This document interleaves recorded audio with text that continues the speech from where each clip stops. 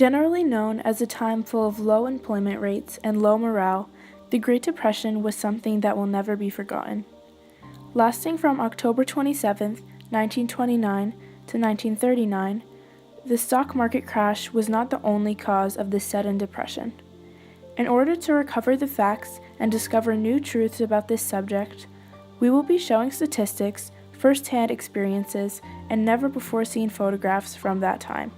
To start off our program, we will now be showing statistics that discuss the immediate effects of the Great Depression with an expert on this subject, a history professor from Harvard University. So the first thing we're going to talk about regarding the results of the Depression are unemployment rates. So Professor Johnson, could you please talk to us a little bit about this graph? Yes, so right after the Wall Street crash, money had gone down so much in value that it was hard for factories to keep up with production, and therefore many had lost their jobs. And as we see here from the graph, the increase of unemployment rates in 1929 to 1932 was a huge jump, so much that in 1933, 1 out of every 4 people were unemployed, which is a very high percentage. Yes, definitely. So the next graph talks a little bit about production and how it dropped as soon as the stock market crashed. So what can you tell us about this graph? So this graph focuses on the factory production, and each line represents the main countries affected, like France, the UK, and the US. As we see here, the greatest countries affected are Denmark and the US, represented by the teal and blue lines, during the same time period as the last graph, 1929 to 1932. So it seems like those were very pivotal years during the Depression. Yes, they were. So the final piece of data that we're going to discuss today is a very important timeline that lists and explains the events that led up to the Great Depression and those that helped the U.S. in particular get back on its feet. Professor Johnson, could you talk to us briefly about the most important aspects of this timeline? So, while still feeling the effects of World War I, which had ended in 1918, this timeline starts off in 1928 with the price of stocks rising 40%, and many who believed their stocks would drop sold them. And just like they thought, on October 29, 1929, also known as Black Tuesday, the stocks dropped to an all-time low. So how did the government respond to this crash? Well, in June of 1933, the National Recovery Administration, or NRA, was put into place by President Roosevelt, which would help administrate fair wages and regulate prices on goods and services. A few years later, in 1938, the Wage and Hours Act is passed, also known as having minimum wage for each job. Then, the timeline ends off in 1941 with the U.S. entering World War II on the side of the Allies. We would now like to release an interview between 2 of our reporters and a woman, Susan Wallen Mosey, whose mother was a young girl during the time of the Depression.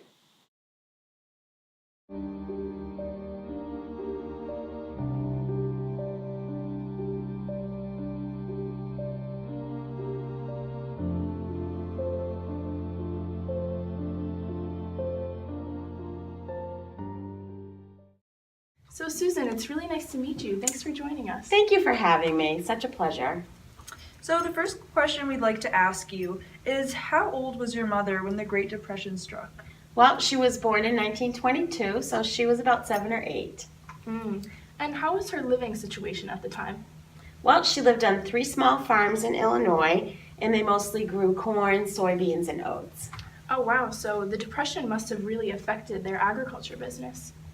Yes, when my mother was 12, it got so bad that they had to move to an area with no electricity, no running water, or even a telephone. So how did her family adapt? Well, she had to help out a lot more around the house with chores, and her family also had to focus more on selling animal produce instead of agriculture. Were there any natural causes that made it harder for her family to survive?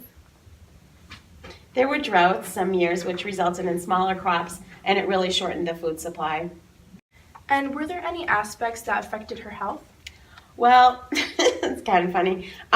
There was something called the privy that they used instead of a toilet, and it didn't have sewage, and they had to use newspaper for toilet paper. That must have greatly affected their health and the diseases that they may have faced at the time. So thank you for sharing her story with us. Oh, such a pleasure. Thanks for having me.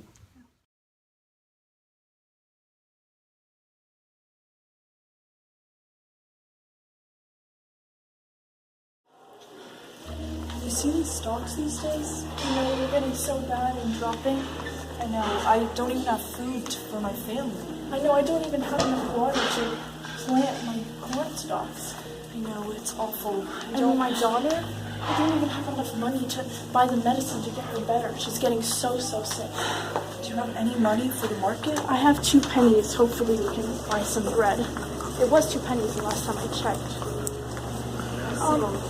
Ma'am, can you please have some bread? I have 2 pennies. Oh, I'm sorry, but bread costs a lot more than that nowadays. It does? Yeah. These 2 pennies are worthless. So, how have you been getting on? It's so hard. I don't have food, a job. What about your husband? Has he managed to find a job yet? He's been looking for one, but all the factories aren't hiring. They're all shutting down, but the ones that are open, they're not even producing. I know, I can't even get my farm started up, and I don't even have enough resources to get the crops growing, not even a little. I don't even know what we're gonna do. Me either. And then it's so polluted out and there's dust everywhere. I hope we can find somewhere to live.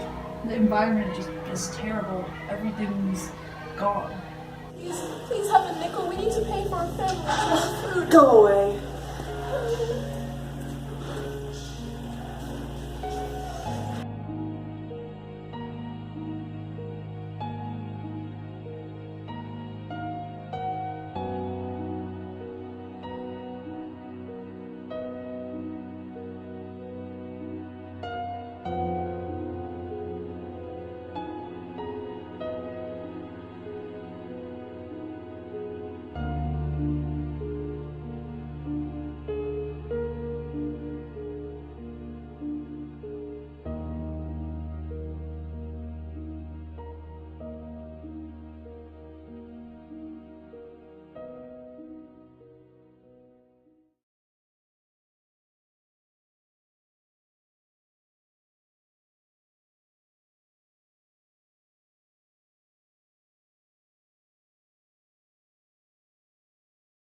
So, Susan, it's really nice to meet you. Thanks for joining us. Oh, it's a pleasure.